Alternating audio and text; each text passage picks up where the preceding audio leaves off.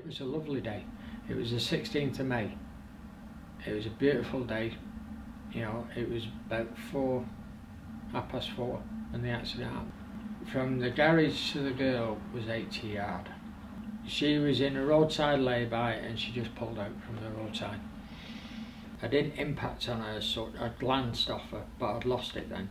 I hit the curve, went through a pedestrian bollard head first.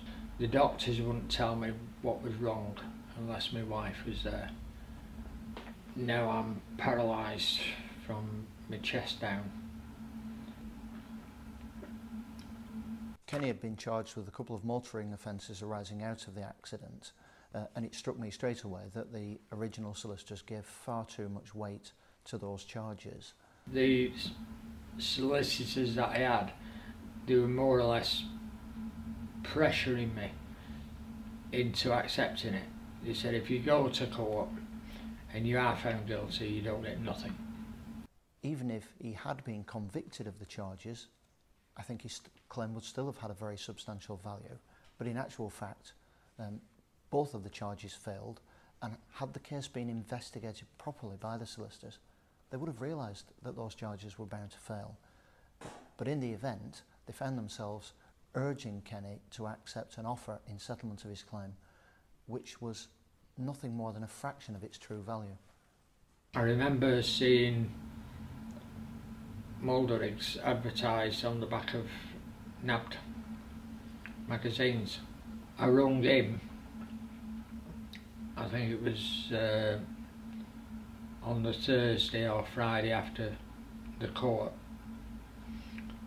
and he came straight round. There was a measure of disbelief. When I went to see him at home, I asked to see the papers from his previous solicitors, and there were a couple of things that I really just couldn't believe. Even though this chap had been paralysed by the accident, he told me that the solicitors had never been to see him, which was frankly staggering. And then when he produced his papers, I was expecting to receive files and files of papers, or a box full of papers, but what he handed me was a little sheaf of letters. So it appeared that very little had been done in the way of investigation. He came back a week later. He said, right, he said, you can't get any more out of the insurance company, but what we are doing, we're going to sue your original solicitors for negligence. Because of the catastrophic nature of his injuries, we did have to gather an awful lot of expert evidence from a spinal surgeon, a psychiatrist, occupational therapist, a housing expert, and so on. And all of that took quite a long time. Once we had that evidence, it was all presented to the insurers for the negligent solicitors to give them an opportunity to settle the case without a court action. After nearly 7 years, we actually met up in the barristers' chambers. The insurers made a couple of ridiculously low offers, which, on my advice, Kenny rejected.